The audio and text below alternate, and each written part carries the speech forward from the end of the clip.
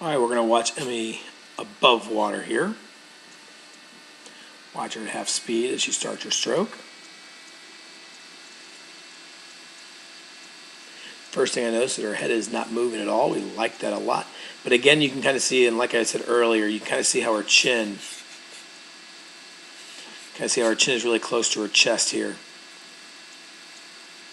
You want to lay that head back a little bit more, this position here, so you have a little bit more of a neutral head position. Once you get that chin tucked, that starts to get your back a little bit more arched and starts to give you a little bit more of a bend underwater than we really want to see.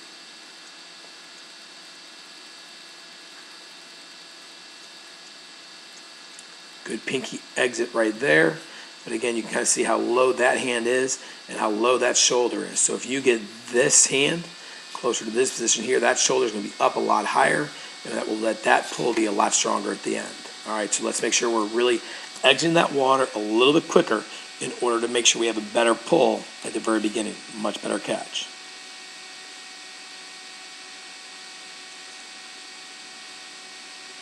As we go into our turn here, you can see how close those feet are together here and here.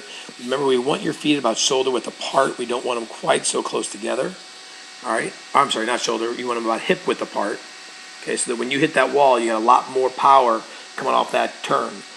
When you have your feet close together, you're not able to get quite as much power as we'd like to see.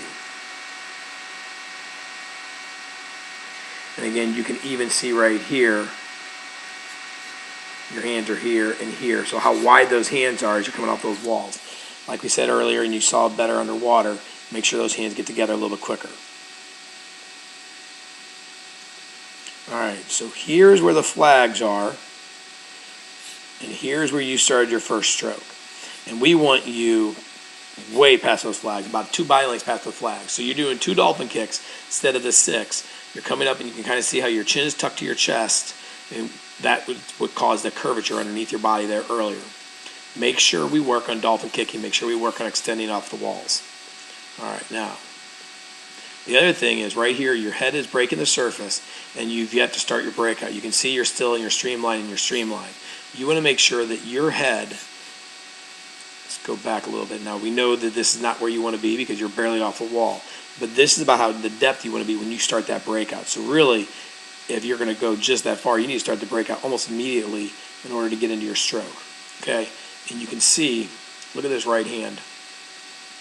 All you're doing is just pulling air, air, air, air, and that's what that big splash is for right here, is you're just pulling air. So you're pulling less water and more air than you really want to be. All right? So work on the breakout being a little bit deeper, and you get deeper by rolling those shoulders better. Again, like how you're entering with that pinky very well. Just got to get a better shoulder roll out there, Emmy. Okay? Excellent.